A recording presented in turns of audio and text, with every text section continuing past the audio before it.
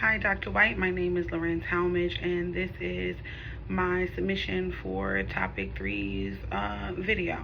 So, special education teachers support learning, improving planning and practice inside and outside of the classroom by being a resource to students and fellow educators through their resources, their useful information to tailor curriculum to support students' needs through relationship building with students and coworkers or colleagues, through just being able to support their students to cultivate a learning environment that encourages students to be their best, meet goals, set obtainable goals, and build confidence.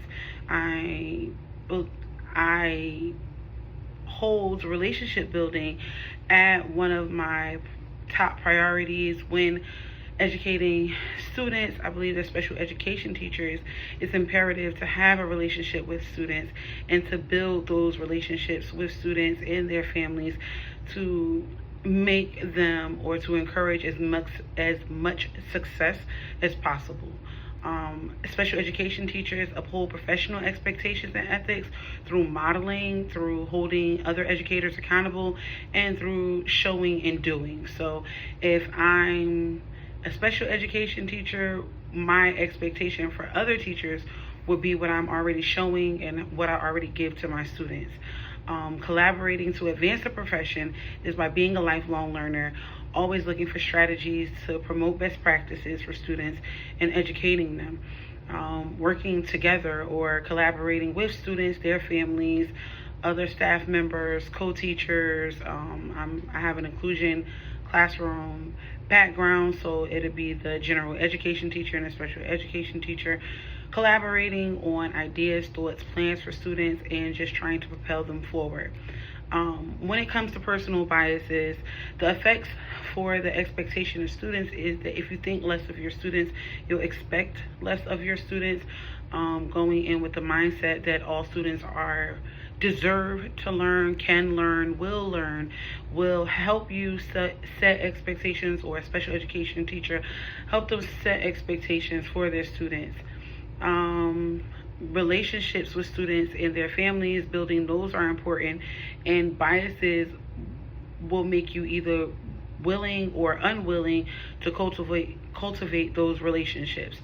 So going in with an open mind, being open to students and their families who have different backgrounds, who may come from different socioeconomic statuses as you, just basically just being open and being this loving educator who is there to support students as much as possible.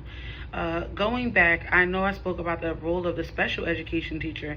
Similarly, the general education teacher's role is primarily the same thing. So being children-centered, children-based, helps teachers support their students best, help support their colleagues best, help collaborate to make sure that the students that they're teaching or servicing, they are being of service to them. They're modeling what good citizenship looks like, what being a good person looks like, what being a learner looks like, right? And then dispositions that will help me become successful is that I believe that I have an open mind.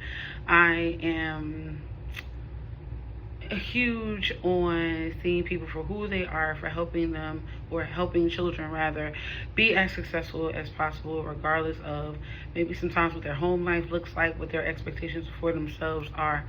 I come in, well, even my own background, help in working with students who are in an urban environment, help me, I guess, I am open and loving and caring and kind, and I already have a positive outlook on students, and I'm not afraid to build those relationships with students and their families.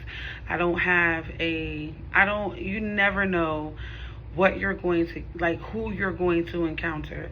So to take everyone at face value is very important, and just believing that everyone deserves the best from me and of me, and giving that.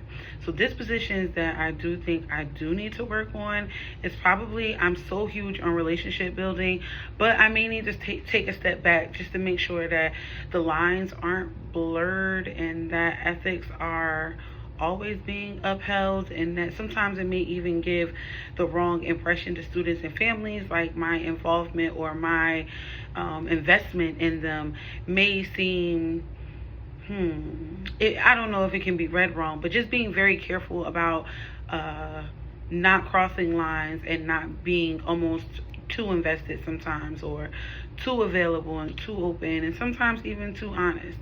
So thank you. God bless.